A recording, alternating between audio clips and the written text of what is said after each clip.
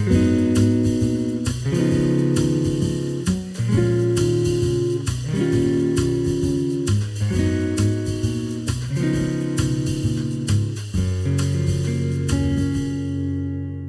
everybody and welcome to It All Depends on the Situation. I am your host, Eric Brown, and today I'm joined by my guest host, Kevin Kissick. Hello. All right.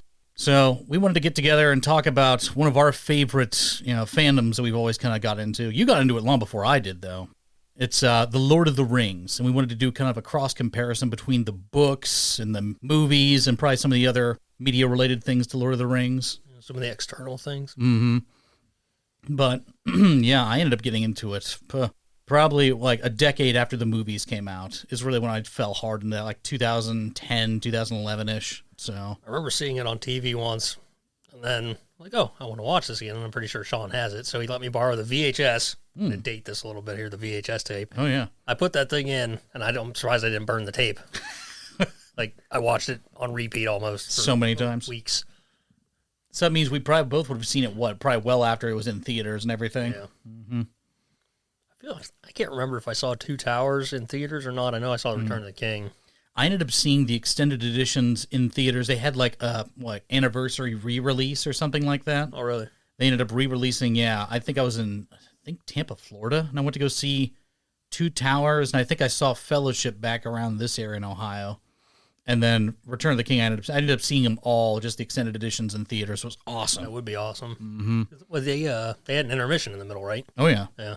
Well, actually, no, I don't think they did. I think it just played right through. Oh. So. I'm not sure what I'm thinking of then. Mm-hmm. But, yeah, it was definitely worth seeing, the extended editions. Because I always like the extended ones more than the actual, theatrical release. Yeah, it's just the little extra tidbits make it that much more fun. I do. So I feel the same way about the Hobbit movies, too. I know they don't follow along with the books as well as they did in Lord of the Rings, but right. I don't know. It adds a little something extra. Right. I feel like the Hobbit movies would have been way weirder had all the Hobbits had multicolored hoods. Mm-hmm. Kind of like what they were in the book. Right. But Peter Jackson films don't do color. Mm-hmm. Not like that. Yep. And some of the songs they ended up kind of like taming down in that thing, too, especially in Lord of the Rings, because there were certain songs they sang in the books compared to in the actual movie, Peter Jackson movies. Yeah, there's a lot of singing in all the movies, or books rather, in the books, Yep. I think the Two Towers had a lot of, that might have been the one that had the most singing. Mm-hmm. There was a ton. Oh, yeah. I'm trying to remember, because it has been a while since I've read Lord of the Rings, so I just remember I read this Silmarillion, and that thing was just such a drudgery. Oh, my gosh. I have it in my Audible cart. It's a long, grinding. A slog. So-and-so begets so-and-so, and the light of the trees, and Numenor. And it's read by Andy Serkis, so maybe that'll help. Oh, yeah. He does. I'm sure it's a good listen. Mm-hmm. He did a good job with the main trilogy and The Hobbit. Mm-hmm. Made it much more tolerable. Oh, yeah. That dude sacrificed everything, too, in his performance of, Gollum and Lord of the Rings and The Hobbit. And then he showed up in Marvel movies. Yeah. Oh, he made a heck of a career for himself. Yeah. It's awesome. So he was also in the Prestige, the Christopher Nolan film, as Nikola Tesla's little helper. Yep. Yeah, he's been in a lot of films, I think, since. Yeah. But I really kind of, got him into the limelight. Yeah. With his, basically appearance in Lord of the Rings. Right. So I can't believe how many big name actors they got for that movie too. Yeah, it's the crazy. casting for those films was really, really good. And very unique too, because they did a whole year and a half of filming or something like that. Or it was a very long duration of filming. I wouldn't doubt it at all. Yeah, where they just shot them all back to back to back. Yeah. And I don't know if they originally meant to just have 2 movies, but I think they eventually ended up agreeing on 3.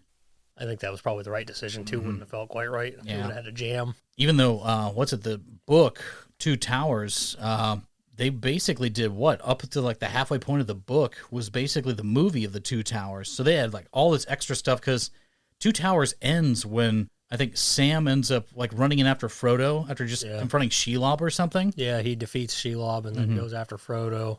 Yeah, that's the end of Two Towers. Yeah, Aragorn, the 3 storylines, I think, and way, way different. Mm-hmm. Yeah, Frodo and Sam are in Cirith Ungol. Mm-hmm. Can't think where it stops with Aragorn and Legolas and that crew. Yeah. The whole Helm's Deep thing is halfway through the book. It ends very quickly. Oh, yeah. and it's not nearly as cool as the movies. Mm-hmm. Not nearly as cool. Yeah, the movies do an awesome job of like portraying everything Yeah. in a much more grittier and darker tone. Right. Because like you were saying, like, okay, let's go back to Fellowship of the Ring, talking about like, okay, everything was a lot more brighter and everything, and the characters that would have added more brightness to the film would have been like Tom Bombadil or his wife Goldberry. Right. So and the elves in the books were always like so merry and cheery and singing songs, and the ones in the movies are way darker. Like Elrond's really grumpy, more reserved and more like sophisticated. Yeah, they're kind of like pompous, sort of just like we just know all things. Yeah, they're arrogant, and they might have been like that in the books. Like Thranduil was in The Hobbit, but the rest of the I don't know.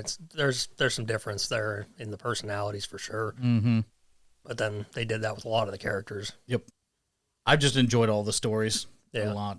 So going back to like, okay, did you end up reading The Hobbit before you went into Lord of the Rings, or did you see Lord of the Rings first?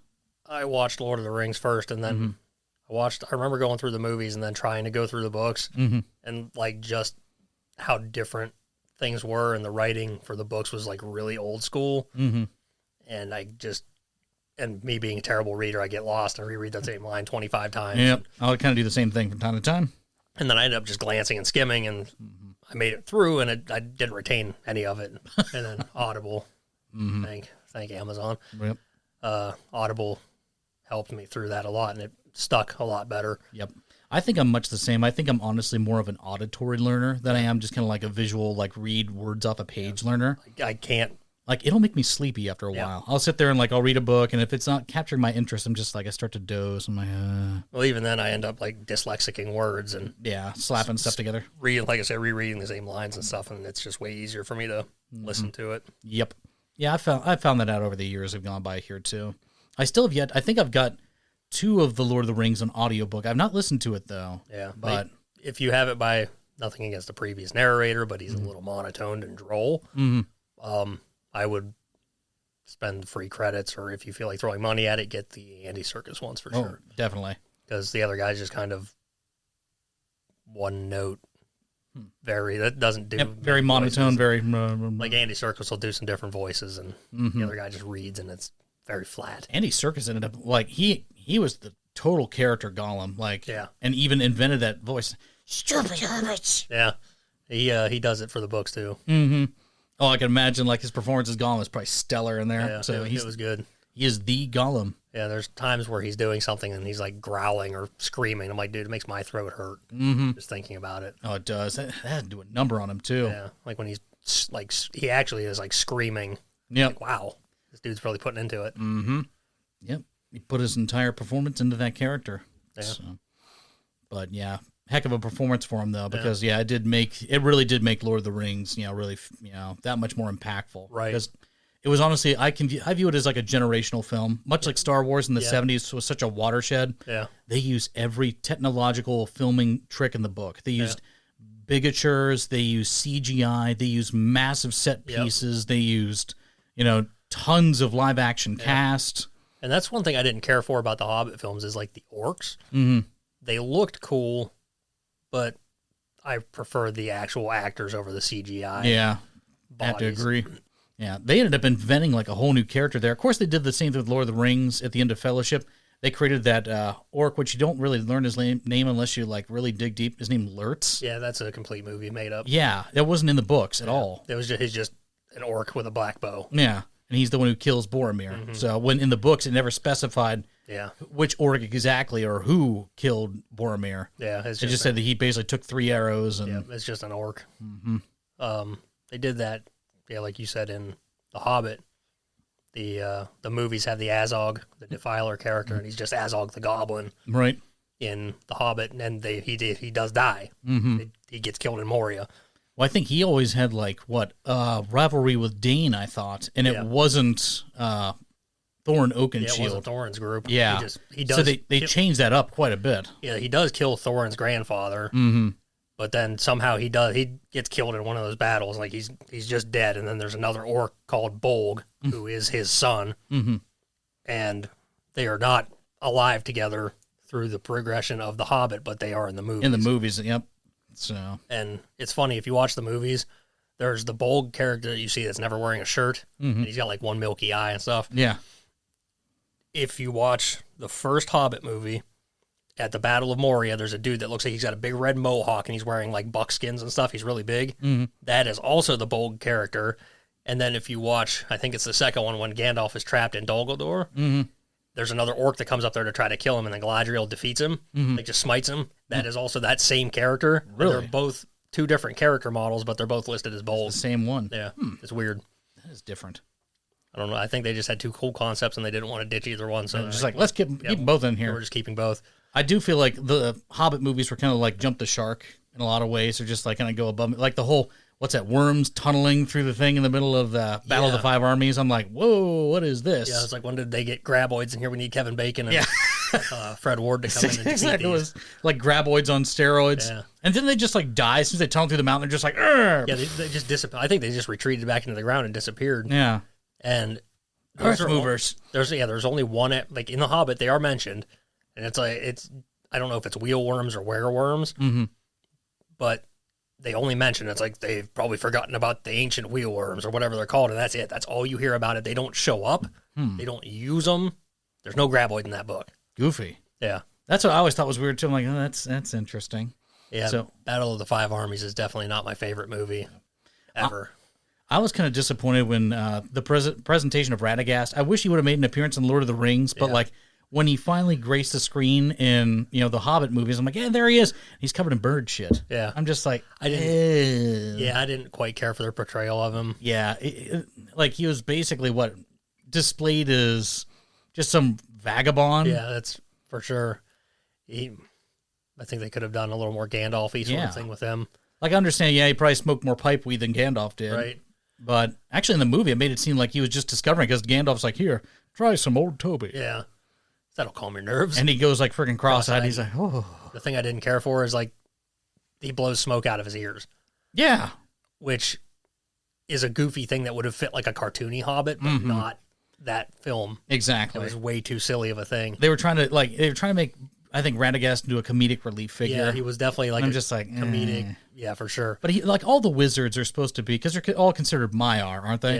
Yeah. Because there's supposed to be, I think, 5 of them all together. There's Saruman the White, there's Gandalf the Gray, Radagast the Brown, and the 2 blue wizards that never get talked about. I never mentioned. I think Gandalf even says somewhere that he doesn't remember who they are. Yeah. Or that he's never met them. But in the main trilogy, there's a lot of talk, like people, like Saruman dresses in gray, and people have a hard time telling him apart from Gandalf. Because they don't mistake him for Gandalf. Yep. Well, I think Saruman ends up like later in Lord of the Rings after he like takes over the Shire, and that's a whole other topic too. That's different than in the movies. Yeah, they just skip that part in the movies. Yeah, like we ended on a good note. We're done with this. Right? Yeah, he basically enslaved, because like doesn't Frodo, when he looks inside that pensive thing that shows him like shades of what could be the future, and it shows Hobbiton, like all the hobbits enslaved and like the Shire burning in the movie. That actually happens in the book. That's the thing, is that they win the war in Minas Tirith, they destroy the ring, and they go home. Yep, running back on all their donkeys and everything, and they're like, what the heck happened? And before they get to the Shire, Gandalf was with them, and he's like, yeah, I'm going to leave you guys here. I'll see you later. And they get back, and they're like, why are there guardhouses everywhere? Why are there sheriffs everywhere? Things are weird. And nobody will talk to them, but then they start pulling swords out, and everybody's like, oh, boy, these guys know how to fight. And then there's just weird dudes from Bree everywhere that are thuggish, and then they get the crap kicked out of them, and then they walk up the road, and there's Saruman. He's like, this is for beating me at Isengard. Because I'm not 100% sure what he was doing in the books. It's like he was trying to compete a rival army to fight Sauron and take power instead. Right, because he was so corrupted by the influence of the ring and everything. And which is weird, because I feel like his character in the movies made more sense to make an army and fight with Sauron instead of against him. Which I didn't really understand that. I guess what I learned from watching all the the bonus features that talk about like a bunch of Tolkien, encyclopedists and people who were close to Tolkien talk about the reason he became so corrupt is because he actually had a Palantir. Yeah, the same thing happened to Denethor. And every time the Palantir is almost kind of like an interesting mixed signal thing. Yeah. Because you think it gives you insight, but really it shows you only very vague things that everybody that looks through it draws the wrong conclusion. And every time. Since Sauron had one, he corrupted it and corrupted what it showed because they all looked like, I don't know how they all, like, for some reason in my brain, they all look at one. Mm-hmm. And he had the one that they kind of draw their insight from, and he corrupted it sort of, nothing drastic, but just enough to, like, make you draw the wrong conclusions, like you said. Yep. And so every time someone looks through one, it's almost just like, they're just like, oh, no, this is what's happening, but really it's just, very vague. Right, and that's why Denethor was the way Denethor was, is why he didn't fight anything and why he was kind of weird. And it was also, like, okay, remember when, Pippin gets curious and goes after the Palantir because he wants to look at it? Sauron, when he looks through the Palantir and sees this Hobbit, he thinks that, oh, this is the Palantir from Isengard. Yeah. So he's got the Hobbits over in Isengard. That's why Gandalf realizes, oh my gosh, like Sauron's going to be coming to, Isengard to try and take this Hobbit back because he thinks that he's got the ring on this Hobbit. Yeah. So it was a massive distraction piece. So he sent, he rode off with with Pippin over to Minas Tirith. Yeah. To try and get him out of there and out of harm's way. And that's when Theoden, while Sauron's distracted, I think that's when he sends the army to Minas Tirith to help. Mm-hmm. Yep. And there's some weird woodsmen that they meet along the way. Yeah. That are like, they look like Ents, but they aren't. Like they're covered in moss and greenery, and they speak weird. Then they're, I don't know, they're just there's a lot of weird things that they left out of the movies. Oh, yeah. Yeah, there's quite a bit. Because once again, you're always going to get more substance in the books than you are in a movie. Right. That's why I feel like if they were to do that, because now, it'd be kind of more trickier to do, but I wish they would do like a mini-series. Much like, I feel the same way about Harry Potter. If they made Harry Potter into a mini-series, you could cover so much more ground and make it way more interesting. Honestly, I'd be curious how they have the Lord of the Rings show, if they went through, nothing against the Peter Jackson films, because I think those are fantastic, but if that show were to come up to that age and sort of retell, but stick more to the books. Yep. I wonder how that would turn out. Yep. They'd have to go with a whole different type of like style of Lord of the Rings. Because I don't know if it'd be as gritty. It might be more colorful. It would definitely be more colorful. But I think it'd be closer to what Tolkien's vision probably was. Right. I think even with the show, though, as it is not nearly colorful enough. I think it's too grounded and gritty, too. Oh, yeah. But I almost feel like the two universes, that like the Jackson and then the Amazon show, I feel like they're kind of close. They are. The Amazon show, we can kind of touch on this thing a little bit here. I thought they did right by the dwarves. I think the dwarves are kind of inconsistent a little bit there, but I do think Numenor they nailed with the CG. Yeah, that looked like Numenor. The armor, I just can't get past. I couldn't get into that. That looks like discount armor you pick up from like Spirit Halloween or something. I'm like, guys. I get what you're going for, kind of the sea scales and stuff. It didn't win me over. But. Yep. I still have yet to watch the rest of it because I just kind of honestly, I just kind of felt myself just being very disinterested in the story. I'm like, it was all right. The whole show as a whole, the show as a whole was a little bit slow. Yeah. I thought it was good, but I'm still more of a Peter Jackson. I felt like it really didn't hold up to the actual lore and the canon of Lord of the Rings, or just the whole Tolkien universe for that matter. Right. Because there was a lot of inconsistencies, like with Galadriel basically holding a 2,000-year-old grudge, and it's just she's not at all. Seems out of character for her. Yeah, she's not worried about Celeborn being gone at all. Yeah. It seemed goofy. Yeah. But I think me not having gone through the Silmarillion leaves me a little bit of freedom to speculate, to enjoy it a little bit more, because I don't know how it should be. Right. There's some things that I'm like, okay, yeah, I get it, but it'll be interesting seeing okay, I don't know if they've already done it yet in this story, but the fall of Numenor. Numenor basically is like Atlantis told in the Tolkien universe, where it gets swallowed by the sea. I remember why that happened. I know why that happens, but I cannot remember why that happens. They basically, Sauron basically is posing as some administrator for the king of Numenor. Yeah, he goes back, and he basically just he convinced him. He's just you need to take back the Undying Lands. You can claim immortality for yourself. What are you doing? Yeah, he goes. You need to go get immortality. It's right there for you. And it Farazan, right? Yep. He goes back and kind of tricks him. Yep. They try to the armies of Numenor try to sail across the sea to try and take over the Undying Lands, and Iluvatar, God, basically says, no. Yeah, we're not having washed away. Yeah. And Isildur and his father were the only true, what were they, the Dunedain, that remained true to the way. And he actually, I think, Isildur stole, what was it, just a seedling or some type of part of the tree of Numenor, and that's what was planted as the tree of Gondor. So it has that Numenorian roots, and they basically, transplanted it. Right. And it's, I don't know if it's funny is the right way to say it, but in the movies where like Minas Tirith is the prosperous place and like the main strength of mankind, it's, if you go through the books, it's not that at all. Nope. Like Osgiliath is supposed to be their main place, but then that got Oh wrecked. yeah, that was the main city, and they had to actually withdraw back to Minas Tirith. And then like the main kingdom was Arnor, which isn't really there anymore.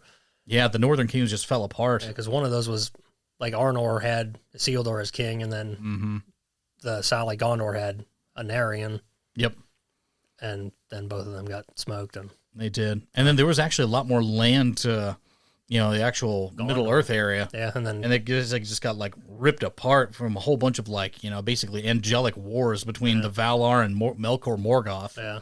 And then Gondor was huge, actually. I didn't realize until recently how big Gondor was, because it goes way down to the south. And then there's been a bunch of wars. And yep. And the land just basically erodes in and everything. And then there's like the Corsairs of Umbar, which are just pirates. And then there's all the guys from Harad, which have the big Oliphants. Yep. And then I guess they're not part of Gondor anymore. It was actually kind of funny because we're Ohio-based guys, so I was actually kind of I got the Lord of the Rings map displayed over my office. I've also got a map of Ohio. Now I was kind of doing like an Ohio overlay of where everything would be in Lord of the Rings, and like the Shire would be kind of around around northeast Ohio or something like that. If you were to actually go through, like the mountain ranges actually kind of match up a little bit. Mordor would be Pittsburgh. I'm just like, that's freaking brilliant. Like that actually kind of works too, because they're like tucked in the mountains, kind of off to the side there. Man. Down in the valley. So it all makes sense. Industry? Yeah. Right? Mm-hmm. They have the beans. Old Steeler's been having a bit of fun. Go to the Pirates game today. Bunch of orcs waving yellow towels. Right. The terrible towel. Mm-hmm. I don't know why your pictures on the wall there made me think of Farmer Maggot. Yeah. Farmer Maggot's crop. He's so mean in the movies, but he's like the nicest guy ever. Yeah, he's super chill in the books. Yeah. He's like, hey, guys, come hang out with me for like a week. And they just stay there and eat his mushrooms and carrots. Yep. Yeah, he's totally relaxed with them and like, yeah. But in the movies, he's like, no, I'm going to have my dogs kill you. Yeah. You're dead. Yep, definitely inconsistencies between, story and movie. The shortcut to mushrooms. Mm-hmm. Mushrooms. I feel like they got the Nazgul kind of right, but I guess that one was kind of hard to mess up. Yep. Just a black cloak. Yeah, very demonic looking figure. Right. Yeah, I'm actually going to pause right here and get a plug in real quick. If anybody actually has Audible and likes to listen to audiobooks, I do audiobook narration on the side. So if you get the chance, check out 50 Things to Know to Attract Wildlife to Your Yard, written by Lindsay Rogers and narrated by me, Eric Brown. It was actually a really fun book to narrate. Definitely check it out sometime. Alrighty then, back to our Lord of the Rings talk. Yeah, they gave Arwen a lot more character in this. Yeah. Because she was actually supposed to be like a whole different elf, I think, right? Well, it's like Elrond raises Aragorn until he's like 18, and he knows Elrond's sons, and they're buddies, and then he goes off, and he's like, I'm going to go do some stuff, and he comes back, and then there's this hot chick loafing around. He's like, hey, who are you? And Elrond's like, that's my daughter, stay away. just don't even, dude. Just don't even. She's already like 2,000 years old. Oh, and she's 2,000 years your senior. And he's like, where you been hiding at, lady? She's like, oh, I was over in Lorien with my aunt or my mom or whatever relative. I was just hanging out over there for the last 3,000 years or something. And Aragorn's like, oh, can I get your number? She's like, Can I yeah. get your digits? Let's hook up. And Elrond is just not having it. He's not as grumpy about it as he is in the movies, but he's not into the idea. I looked into your future and I saw death. Just like, wow, okay. You saw me with Viggo Mortensen. But you also saw a child. I feel like I don't remember that being in the book. I don't think it was. So I think that's stuff they added in. Yeah, so. like they have the kid, but I don't think that particular part was there. But Elrond does know that those two are compatible. Oh, yeah. Well, it's a retelling of Beren and Luthien, which that's a whole nother, like, story of romance that's in the Silmarillion. Yeah. Once you go to read that thing, it's... actually, I think that's what Tolkien personified himself as Beren, and his wife was Luthien. And actually got them... I think both their tombstones are engraved with both Beren and Luthien on them, I think. That was one of the things, if I'm not mistaken, he enjoyed writing the most or put the most like feeling into. Oh, yeah. He put himself into the character. So, because I think he married a lady I think her name was Edith Bratt. And she was kind of like an aristocrat type. So I think she was very well to do. And I think her father just always kind of looked down on J.R. Tolkien. So never like looked at him with like approval or anything like that. And I don't know. I think he kind of felt the same way with Beren trying to, marry an elven maiden. Right. So I think the first time he stumbled into like his wife before they were married, I think like she was dancing or something like that. And that's why he describes the meeting between Beren and Luthien as like he stumbles upon her in like a woodland glade and she's dancing and singing. Yeah. So he captured a little bit of his own personal experience with his, soon-to-be wife. Right. Was that the first thing he wrote? Beren and Luthien? Yeah. Maybe. I feel like that one was fairly early, but I could be entirely wrong. He he wrote a whole bunch of scribbles on everything. Yeah. Like after he passed away, Tolkien had tons of notes left over that his son Christopher had to go through and basically kind of piecemeal together. Catalog and stuff. The Silmarillion. But there was tons of extra stuff that I'm sure never made to print. Right. And there was a bunch of books that he wrote too. Oh yeah. I had a collection of those once. Mm-hmm. But there's a whole bunch of basically the Silmarillion is a culmination of a whole bunch of different mini stories all put together. Because they don't talk about the fall of Gondolin either, which was tremendous in that book. It was like the biggest, I think, elven city of like the Second Age, and like dragons and tanks attacked it. It was wild. Yeah, well, that wasn't part of Middle Earth, was it? Gondolin? I think it was. That might have been. That sank. Yeah. So yeah, that was probably part of the part that sank. And then there was also like this dragon called Ancalagon the Black. Yeah, he was like the main dragon. And he was like this massive mega dragon, and like some guy shoots across the sky in a chariot and like basically blasts in the middle of the dragon's chest, kills it, and it careens down to Earth and actually sinks like a chunk of the continent because it's so massive. I think that's probably how some of that. Probably how it sank in the water. Yeah. But Ancalagon the Black is like, if they ever portrayed that in a series, he will be gigantic. Yeah. Like it's just mind-blowing proportions of a dragon. Yeah. I liked the Smaug character. Oh, I did too. Even from the books or the movies. He was way bigger than I thought too. Very, very long, lanky, but huge dragon. Yeah. And voiced by Benedict Cumberbatch. I just liked how cocky he was. Yeah. Just like, right. I'm better than you and I know it. Mm-hmm. At Globo Gym, we're better than you and we know it. But that's him and what's his name? Martin Freeman, who plays Bilbo. Yeah, I think that was a good choice too. I liked him. Yeah, they have good chemistry because they've worked together on shows kind of like Sherlock Holmes. Yeah, so they've been used to, and in the Marvel's movies they are kind of together too. Yeah, because the ones in he plays like a CIA operative, and then Benedict Cumberbatch is Doctor Strange. Yeah, so I like the casting for the Hobbit movies. I did too. I thought they did a great job with all the dwarves, and that was the biggest thing they were worried about too. Yeah. They said that, Peter Jackson's like, oh, how are we going to get these different personality types kind of come together? And he said it turned out to be one of the biggest blessings of this, film. Yeah. Because they all got along. Like, Graham McTavish is awesome. Graham McTavish. He said there'll be food and lots of it. That'll be the door. Very good, this. Any more? Yeah, him and Ballin was good. I liked him. The way they portrayed the whole, what's that? Smash the Plate song was fantastic. Yeah, it was good. Because it was supposed to be all sarcasm. Yeah. But I think there's a cartoon version of The Hobbit. There is. They make it seem like it's just like, oh, da, da, da, da, yeah, it's very like. But this one, it's just like actual jovial, like, ha ha, you don't know if we're doing anything bad, but we might be. I don't know how I'd feel if a bunch of people I didn't know walked into my house, stole all my food, and just started singing a song about how I hate everything.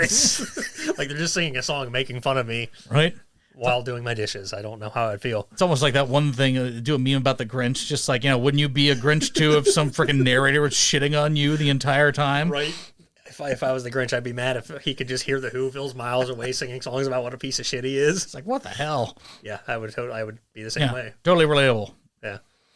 So, but that's once again going on Dr. Seuss land here. They say Dr. Seuss actually had like a vacation home, and he would look down on the town during Christmas time.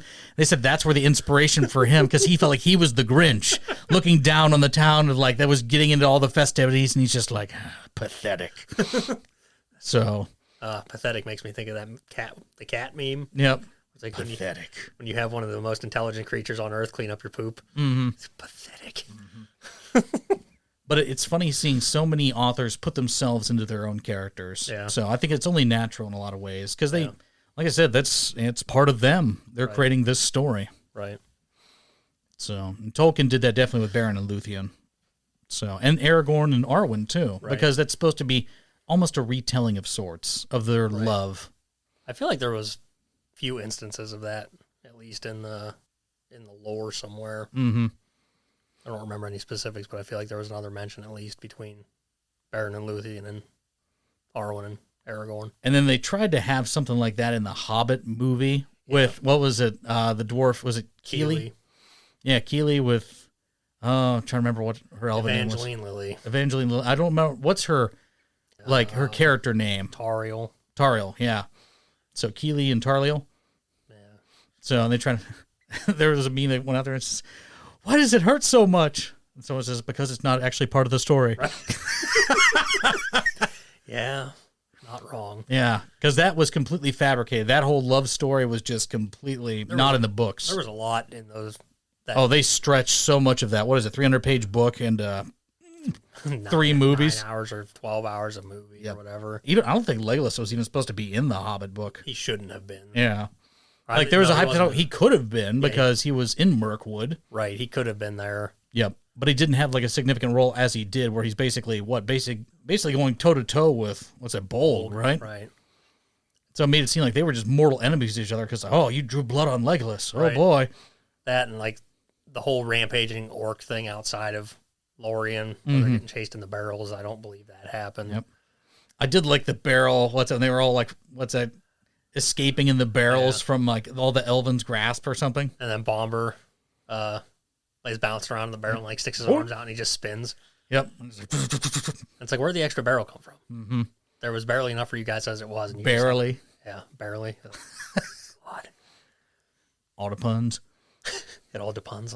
All depends on the barrel. The thing in Battle of the Five Armies that absolutely irked me, aside from the whole fight, is Dane showing up and just headbutting and somehow killing like 9 orcs in a row.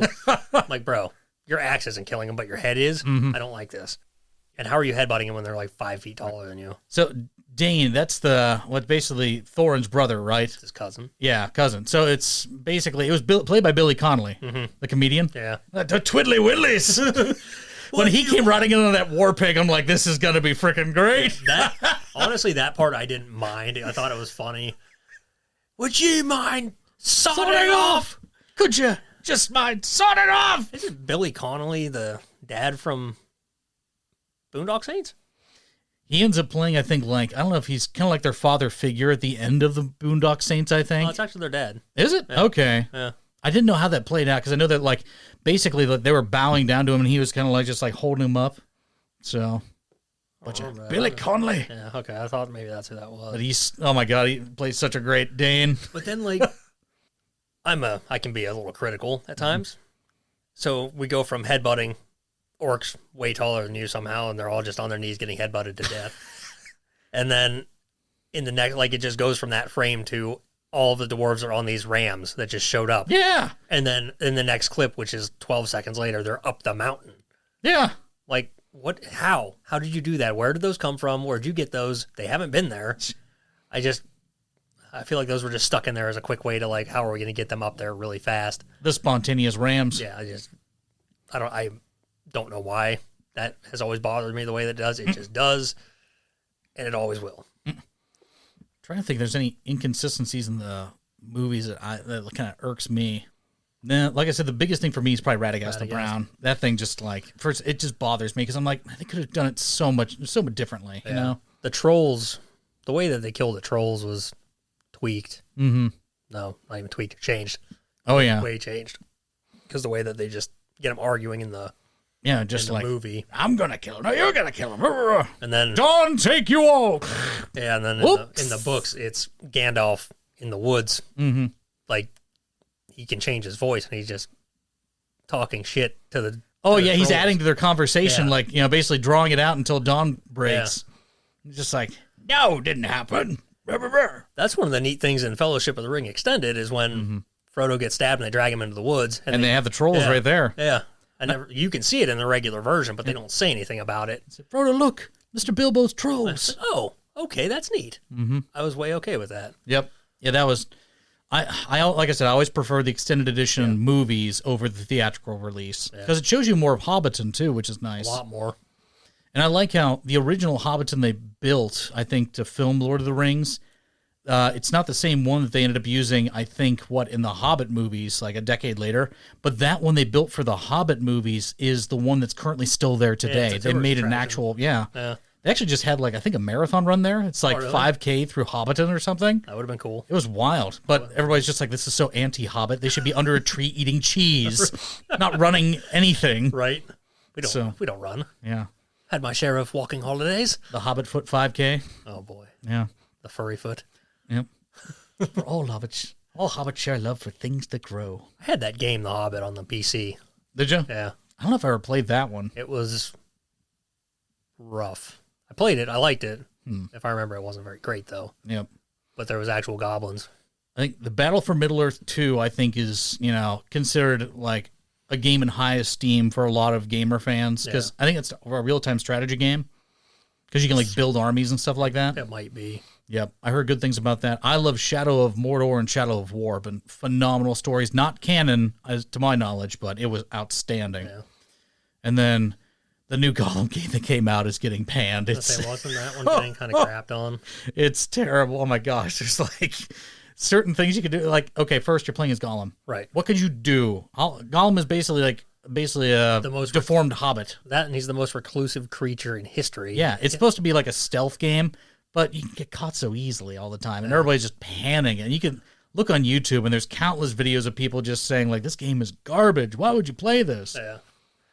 So, and it's quite sad, too, because it's like, I'm sure they meant well by it, but... That's just one of those things that I'm not going to say cash grab, but that was like a fan servicey thing that just didn't pan out. Yeah.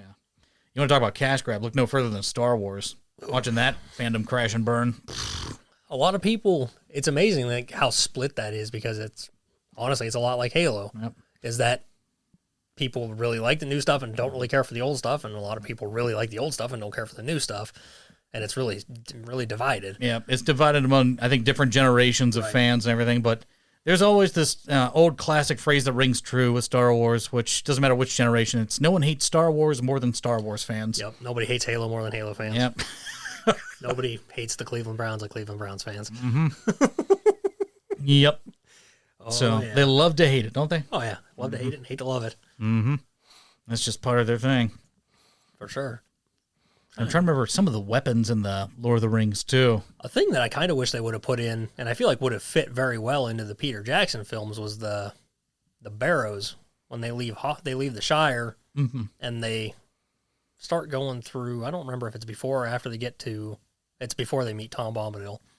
And they go through the Barrow Downs, and it's just it's like an ancient battleground, but it's got all these burial plots. And they're there trying, like, they're like, we shouldn't stay here, but we're going to, and they take a rest, but then there's ghosts everywhere, and they get, like, abducted and brought into a barrow somehow, like, they black out, end up in this barrow. It's very, like, in my brain, it's very Skyrim-y. I'm like, brother, about to be fighting some joggers, but there's these ghosts down there that are trying to kill them, and then they steal these swords from there, and those are the swords that they carry to Weathertop, but in the movie, Aragorn gives them. Yep.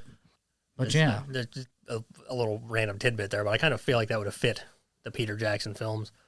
Yep. And like I said, they were trying to like makeshift stuff and kind of put stuff together. Like, okay, now you suddenly have weapons. So yeah, they gave him just weapons of Weathertop in the movie. Right. Which that worked well enough. And my God, Aragorn in the books, how he just carries the broken Narsil.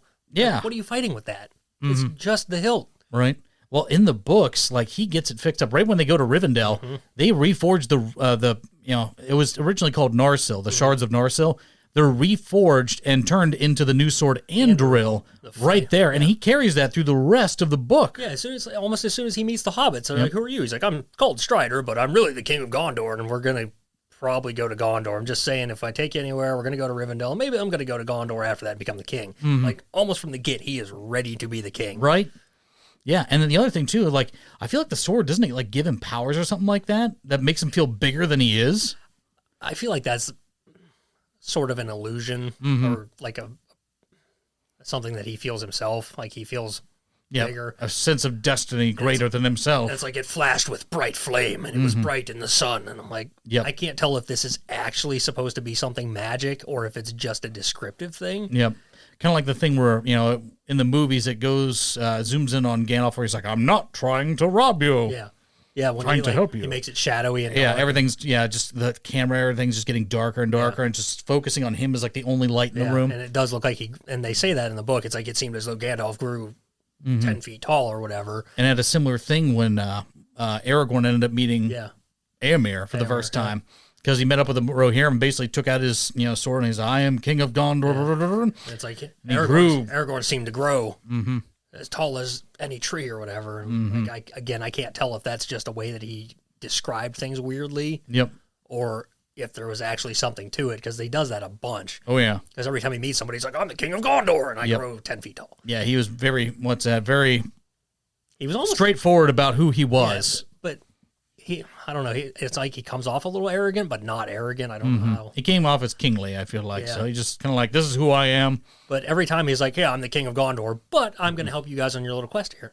And he kind of puts himself out there constantly to help everybody else on his way. And the one goofy thing was, okay, I don't know if it was in Two Towers or in the very beginning of Return of the King, he refused to go into Gondor.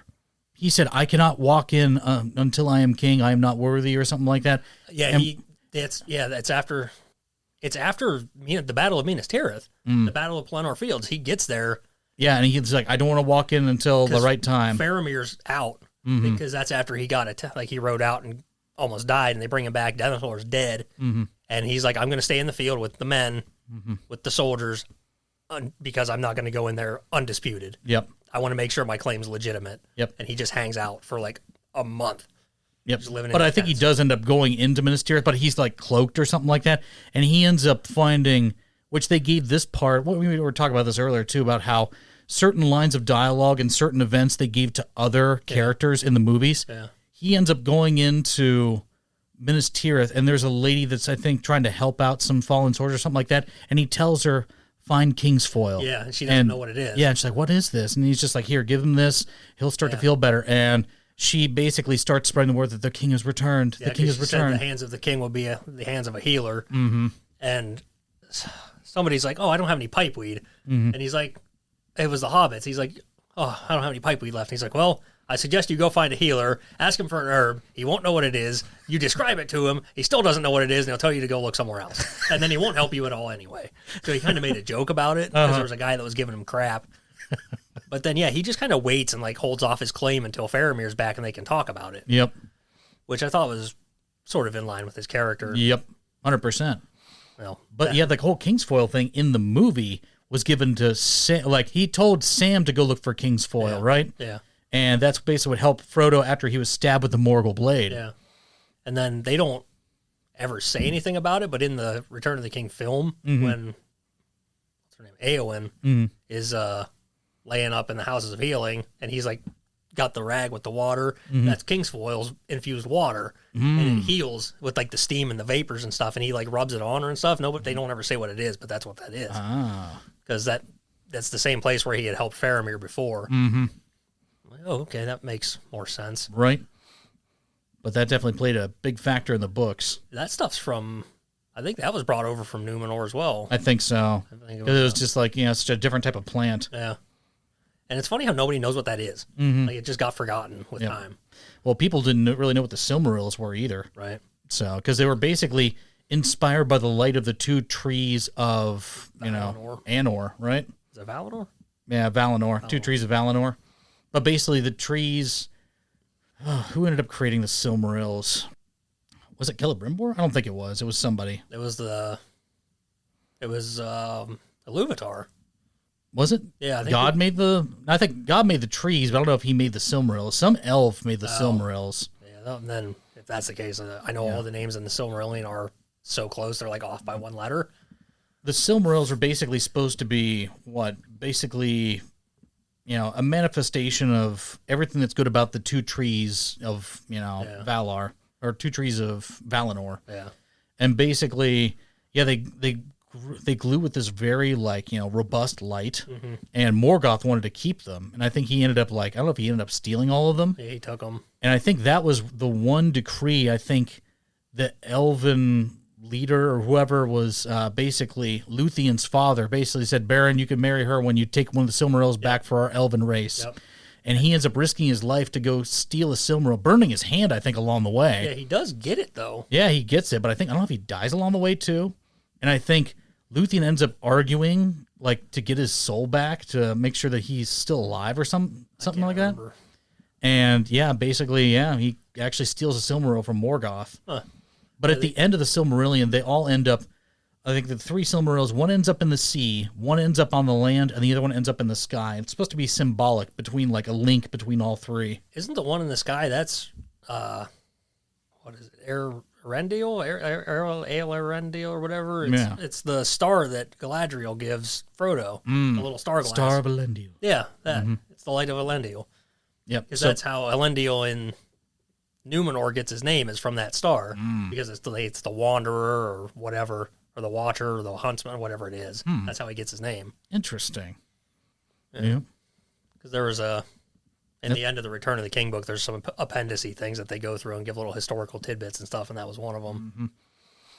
But the big thing with the Silmarillion, or with the Silmarils, hence the name of the Silmarillion, it's named after the Silmarils. Because they were based, those trees of Valinor were supposed to be like very symbolic of power and something like that. So it was awe-inspiring. A sight to behold. And then there was like this spider queen, Ungoliant. Yeah, she ended up basically going and poisoning both the trees and killed them off. That was a servant of Morgoth. Yep. That's what sort of the. It's very similar, but on what's that? There's a more watered down version. Is like Shelob and they're all Sauron. Even in the Hobbit movies, when the spiders come to Radagast's place and they run out, like he scares them off after he revives the hedgehog. They run away, and then when he's talking to Gandalf, he's like, some vile spawn of Ungoliant. Yep. Like, okay, spiders. Yeah, but Ungoliant was a way bigger spider. And she could talk, I think.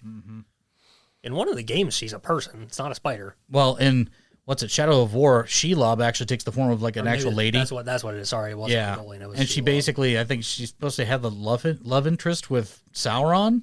Okay. Which is weird, and Sauron's just like, I denounce you. Blah. I'm not into spiders, thanks. Yeah, and she ends up going like freaking crazy and turns into a spider and like rips apart a whole bunch of humans that are trying to kidnap her. Just get some raid. No more spiders. But yeah, Ungoliant and Morgoth were a force. And he had a dragon as well, was it? Oh yeah. Well, he had an army of Balrogs. Yeah. Like he would just rip the shit out of people. Which is wild because they are also Maiar, like the wizards. Right. But they seem way less, they're more powerful somehow, but less powerful. Like they're all in like an equal plane thing. Because like there's the Arnir, the Maiar, and then there's just like, the next tier class of elves and then men and something like that. So everything's a chain. It's like, I feel like Gandalf being just a measly little human-sized person, but he has magic, but then there's a 30-foot tall Balrog, and he's just stuck with a fire sword. Right. It's like, I wonder if the trade-offs are on either side are worth it. Right. I was always kind of confused by that thing, too, because, like, Maiar can't be killed by a lesser power, I think is how it works. Because, like, okay, and there's an inconsistency there because going back to Saruman basically taking over the Shire, he gets stabbed in the back by Grima. Wormtongue. Yeah. And he basically turns into, like, a puff of smoke? No, I think he just dies. He's just like, I know that Grima kills him, and then Legolas, no, just one of the random hobbits kills Grima. Well, I mean, how about that part in the extended versions, like the extra stuff where he goes like falling off the top of Isengard? Where Chris Lee's like, when you get stabbed, you don't scream. You gasp. You get the wind knocked out. How did he know that? Yeah, former SAS. Yeah, exactly. Yeah. Former secrets. This dude has killed people. What a madman. Yeah, he probably killed a bunch of Nazis because if he was in World War II, he probably just like, see you. Yeah, he was part of like the Royal Marines or whatever. Oh yeah. Yeah. Special operations. He's snuffed a few people. Oh yeah. For sure. It's like, no, when someone gets stabbed, they just inhale and they're gasping for air. It's like, how would he know this? Okay. We don't want you to elaborate, sir. Yep. But that's why he was really playing that up because he knows, like, he's probably seen that. Yeah. Where you see, like, he gasps, he's like, and he's just, like, looking up and around, like, what's happened? Yeah. But, yeah, he's probably seen that actually play out in real life. Yeah. And then he falls off Orthanc and gets speared on a mill wheel. Yep. Yeah, that was a wild ending. Honestly, I thought it was a pretty good addition to the show because it shows like, okay, here's the end of him, blah blah blah, Right. And it shows how they come by the Palantir because like falls out of his robes. yeah, and it looks like it's so much smaller under him, and then when Pippin picks it up, it looks massive. Yeah, it's like a basketball. Right. It's like whoa. I always thought it was. I never understood the timeline in the Fellowship of the Ring movie because like Gandalf gets put on the top of Orthanc by Saruman, and the orcs just started tearing down the trees. I know in the books he's gone for a while. Yep. But in the movies it doesn't ever say. But then it seems like the next day the moth shows up and gets him out of there, and already there's pits under Isengard. Right. So I wonder if they had those dug up already. They would have had to, right? I'm not sure because the orcs just show up. Like when Gandalf is captive, they just show up and like, what orders from Mordor? Right. Well, when Gandalf first shows up at Isengard, like it's still forests around and everything. Yeah, and even when, like I my said, old friend, he gets put up on top of the building and there's still trees all over because they just start tearing them down when he's up there. And then it's like a day later, there's acres and acres and acres of pits. Yep. And he makes the orcs there, which I don't understand how you just pull orcs out of the dirt, but magic. I can't remember if he does that in the movie or in the books. I mean, I know he has an army there. I think he does make them. Yeah. But I don't know if they're just regular orcs or if they're the big. They're the hybrids. They're the Uruk-hai. That's right, because even in the books they show up and he breeds, like crossbreeds goblins with orcs and ends up getting Uruk-hai, who are stronger, faster, bigger. Can deal and with look down sunlight. on the orcs, I think. Orcs and goblins are just like, I'll take orders from orc maggots. Yeah, they do it in the books too. That whole, like the thing, even in the movies when it happens, that actually happens. And that's the thing in the Two Towers Extended is that when they're chasing them across the plains, like Aragorn and them were chasing them, you just notice the Uruk-hai, and then later on, when they camp up for the night, there's all these orcs with them. Like, where those guys come from? And then the extended version. Yeah, they show they're just like, you're late. You're late. Master grows impatient. That guy. What's the Shire at now? What is that orc's name? You ever see the very monotone version of that that's circulating the internet right now? And it's just a whole bunch of like normal, like British guys voices. like, you're late. Our master demands your presence. It's just like they're so nonchalant. I love the Man flesh. the Ugluk talks smack. I haven't seen that one. That one's good. It's like, I don't take orders from orc maggots. Oh, burn. It's just so ridiculous. And now I can't see those movies without thinking of that. I know. It sort of ruined it. I'll think of they're taking the hobbits to Isengard. Oh, my God. That and what's that? Potatoes. Boil them, mash them, stick them in a stew. That actually happened in the books. Really? Yeah. It's just, what's teacher's precious? Yeah, that happens in the book. I'm like, oh, my God, it wasn't made up. It's real. Boil them, mash them, stick them in a stew. I like in the movie when he's like, nice big golden chips with a piece of fried fish. Yeah. Oh, that gob of spit. I will laugh at that until the day I die. Just Gollum being absolutely disgusted. Yep.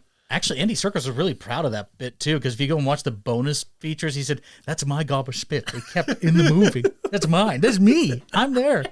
Because, like, they basically doctored him out of almost every scene and just, basically threw, like, a CGI character there, which was really impressive back then. That makes me think of, like, all of, like, in the Monsters, Inc. films, whenever Mike Wazowski's on TV, and there's always, like, an emblem over him. Oh, yeah. And it's like, Just like, I'm on TV! And it's just like, someone's covering him. Commercial! That's Andy Serkis. He's like, that's me in the movie. Yep. But he was full performance, and it was kind of cool. Like, I think in the very last Lord of the Rings, it was Return of the King, I think they had a sketch of, like, the actual, and he actually got to play his character Gollum, like, in the very beginning of that movie, it showed, like, when he was Smeagol. Back when he was Smeagol. Yeah, when he was the actual Hobbit. Yeah. Yep. And he was fighting with Deagle for control of the ring. That was actually him. Yeah. And then, obviously, it morphs over time into CGI Gollum. I'm so glad they changed it to the Gollum they have now compared to, like, the one that was in the beginning of, or, like, the middle of Fellowship of the Ring. That was just weird. Yeah, I'm glad they didn't spend much of the CGI budget on him at that point just because he wasn't really there. Yep. And those movies age really well. Oh, big time. I feel like it ages like fine wine. It'll just keep getting better. Yeah.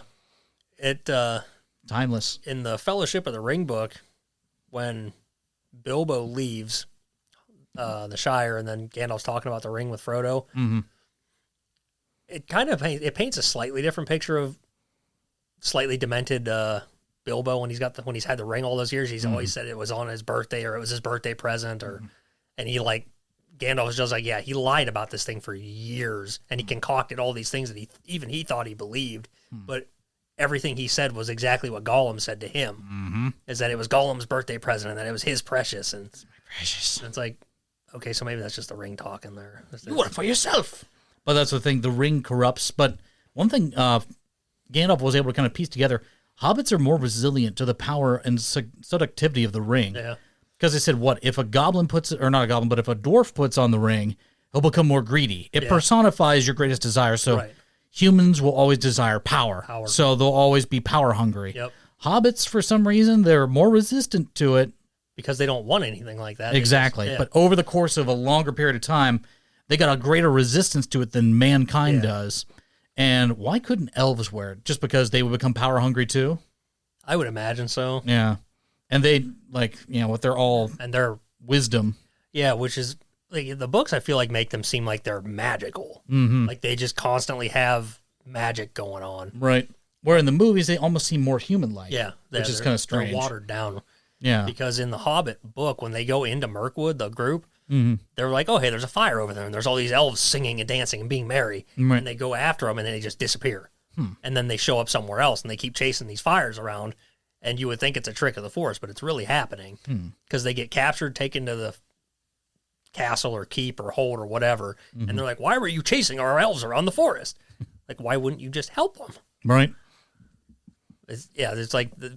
The elves constantly seem like they're surrounded by some magical aura, or like they constantly have access to something like that, but the movies do not do that ever. No, definitely not. So the most magic you probably see is what Galadriel, like, I don't know what it is with the Peter Jackson films with, like, when someone's trying to use magic, like, everything just goes dark around them, and they're just like, oh. Yeah. And Galadriel puts on, like, that weird, like, beaming of light and turns almost kind of like a cyan white. Kind of like it's almost a bluish white, and she's like, oh. Is that in The Hobbit?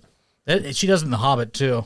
Where she basically casts... Sauron out. Yeah, Sauron back into Mordor. Yeah, because he's just kind of like floating there with like all the different like, you know, ring wraiths. And yeah, it's like, go back. I like that in The Hobbit, they're like, okay, there's all these bad things around in Mirkwood. Spiders and goblins and rats and disease. Where could they possibly be coming from? Yeah. Not the ancient necromancy fortress. Not possibly that. No way. Like, oh, but it came out of the old fortress.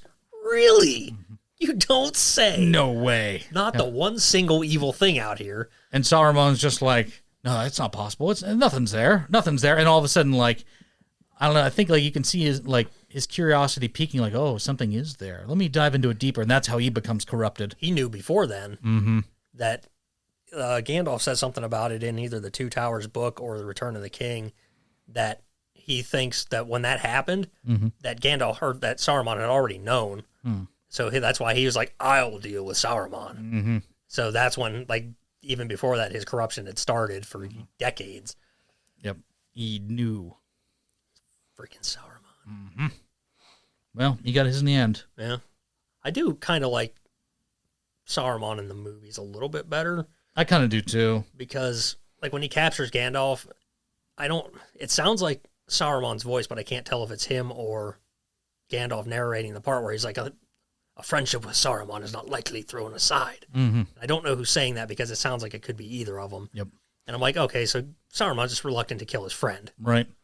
Well, I thought they did a really good job blending Christopher Lee's voice with Ian McKellen. Like when they're in Fangorn. Yeah, when they're in Fangorn Forest, and it's Gimli, Legolas, and Aragorn. They're just like, "Who are you? Show yourself!" And everybody's thinking because you can hear Christopher Lee's voice. And that's the thing too, is in the books they're supposed to sound the same too. It's almost like they're duplicates. Yep, and they really are basically on the same kind of like power level. When Gandalf ascends and becomes Gandalf the White, they're on the same type of level. Yeah, because he even says that in the extended version of the Two Towers. He's like, I am Saruman. At least what he's supposed to be. Yep. Or Saruman as he should have been. Yeah. He's supposed to be that top tier head guy. Yep. I'm like, okay, I like that. Getting back to the weapons thing here too. I know in The Hobbit they end up finding that treasure. What's that in the Troll Hoard? The Troll Hoard. Yeah. And they find Sting there. They find Sting. They find Glamdring, which is Gandalf's sword, and then Orchrist, the Goblin Cleaver, and they're supposed to be like brother swords. So aren't they supposed to look similar? You would think. And in the movies, they look completely different. Yeah, I know why. I mean, I know why they did that, so you wouldn't get them confused visually. Yeah. But yeah, they were all made in Gondolin, which it's funny that Sting glows and the other ones don't. Yeah, they're all supposed to glow. Yeah. Like even in the TV movie, I think of The Hobbit, actually shows like Gandalf coming in with Glamdring, and it's like glowing white. Yeah, they're supposed to glow. Mm-hmm. Yeah, whenever orcs are around. Yeah. Orcs are goblins.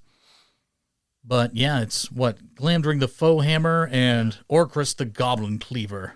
Good to hear from you, Foehammer. Yeah. You know our motto. We deliver. The good days. Good old tie into Halo. Foehammer. Yep. It's the Goblin Cleaver. Yeah. The sword that sliced 1,000 necks. The Goblin King.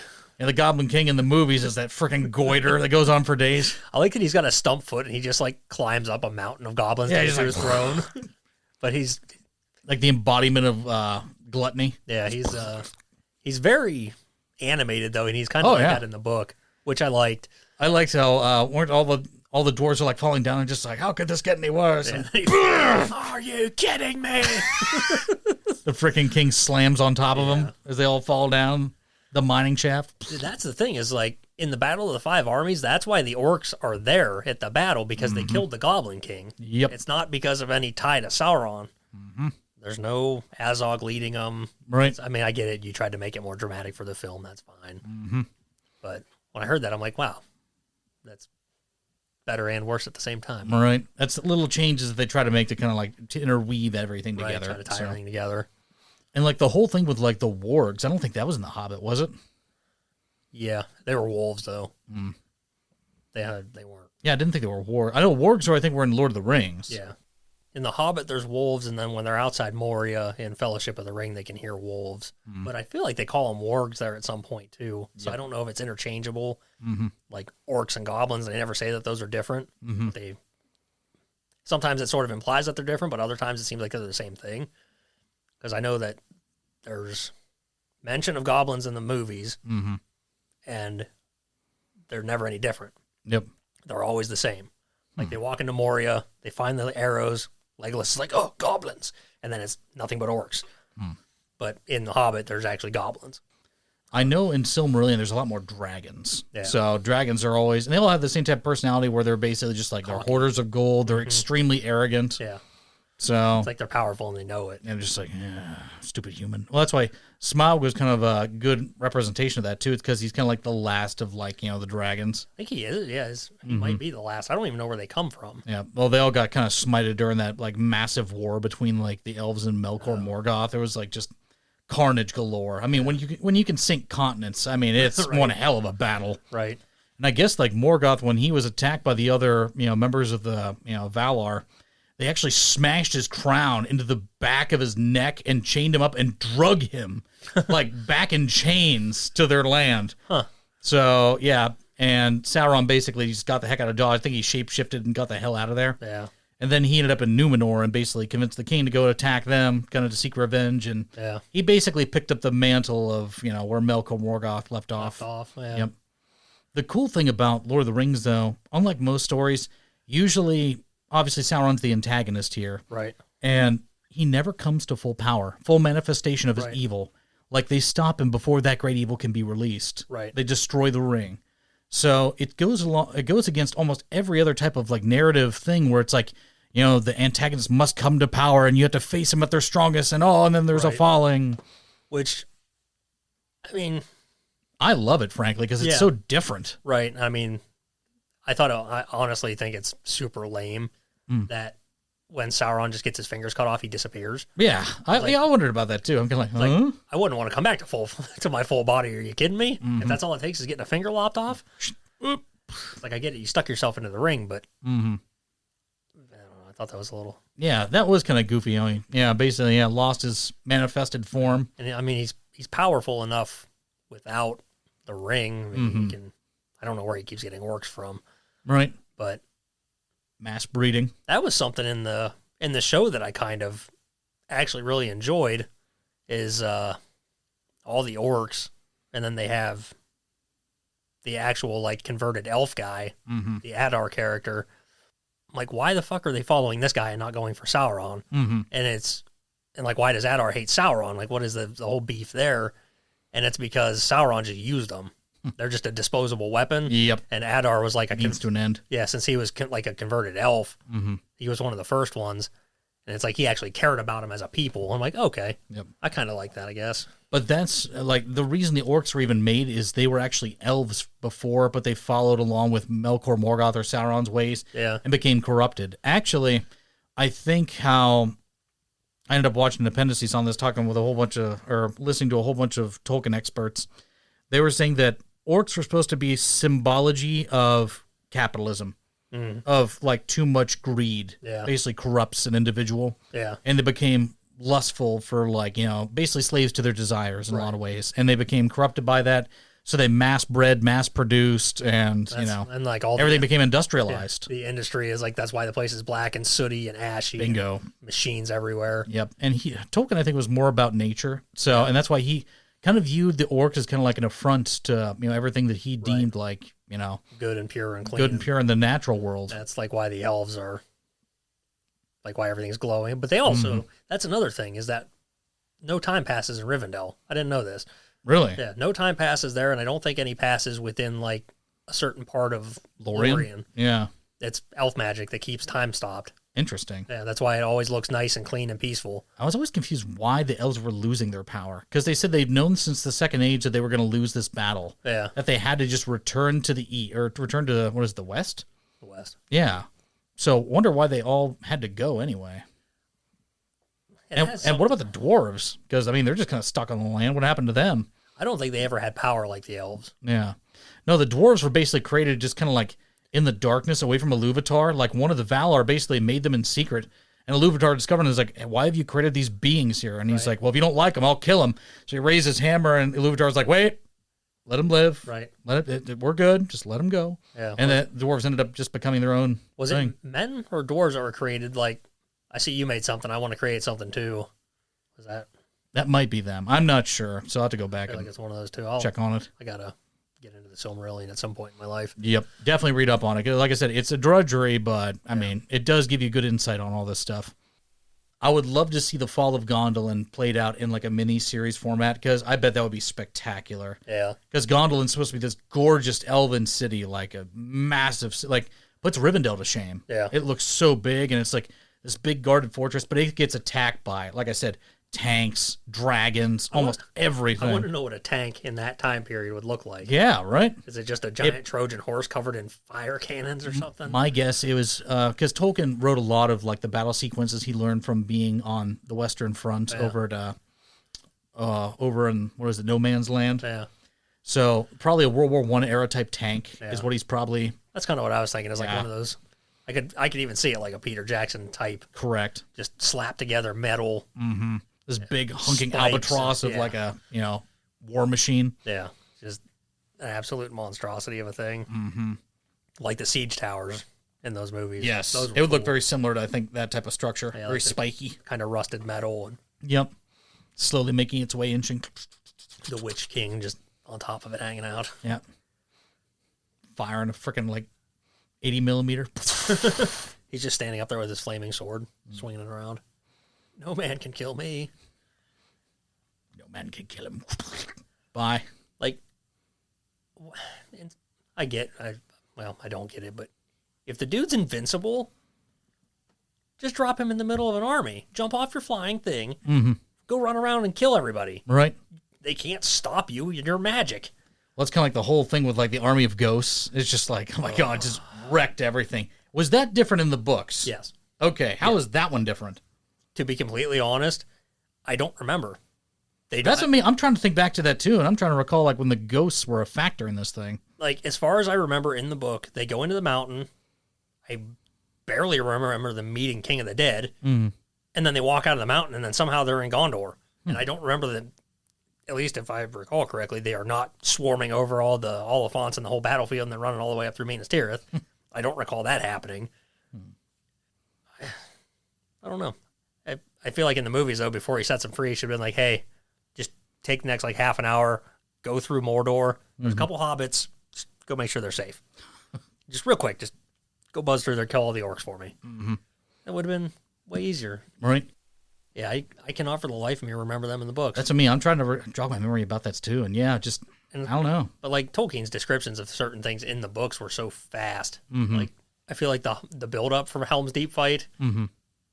was many, many pages and chapters, and then the Helm's Deep fight is done in like a chapter. Yeah, it's like real quick. It's very quick. And then same with Minas Tirith. Mm-hmm. Like that happens all very, very fast. Yep.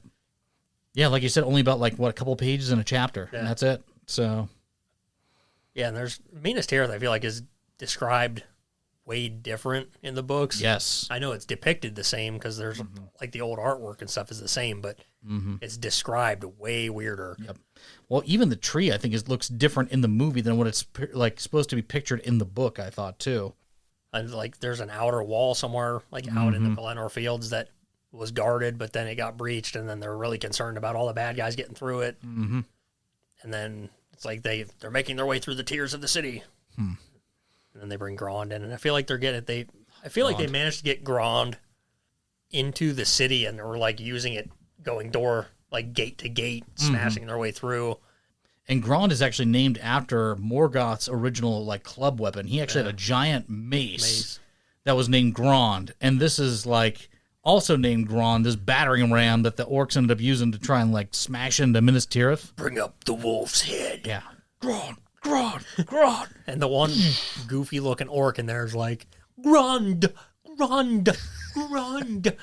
He's like enunciating it super weird. Almost like a grunt from Halo. Yeah, there's a blue orc in that somewhere too. It's the only one. Really? Yeah, he's really good. And why is Gothmog look the way he does? It's the disformed blob of an orc. He's either an overcooked marshmallow or he's allergic to bees. I was gonna say it looks like an allergic reaction to something like that. The time of the orc has come.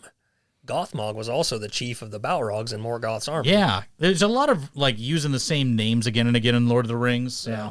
I don't know, kind of like lazy. Just like, whatever. I don't know if it could be considered lazy or not because Tolkien I think it's like, loved to make up goofy names. He did. Like, well, he used a lot of Anglo-Saxon, like, entology. Yeah, it's like so. Finrod, Fingolfin, Florkin, Flel, and... Yeah, all the F names. I'm like, oh my God, trying to keep track of all those. Good luck.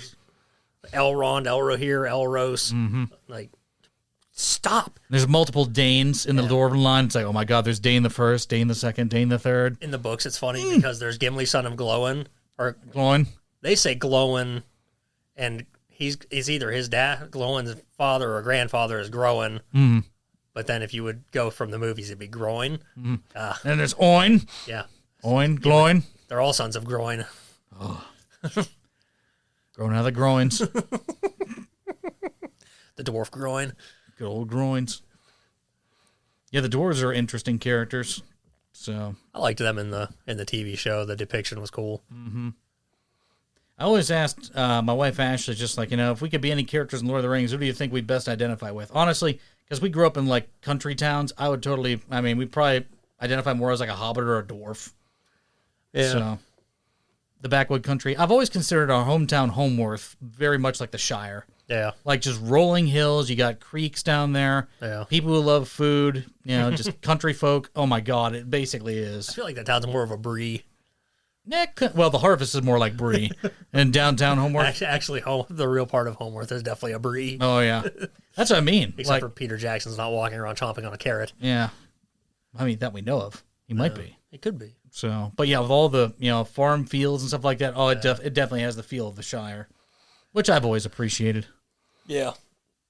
Well, I think that probably wraps up for this podcast. Kevin? I mean, we can keep coming up with things to rant and ramble about. Oh, my God. We'll come up with more stuff in future pods and everything, too. But I think we'll probably wrap this one up. That's fine. Yeah, well, hey, thank you guys for tuning in to the very first podcast of It All Depends on the Situation. Hope you've enjoyed. Have a good one, everybody. Bye.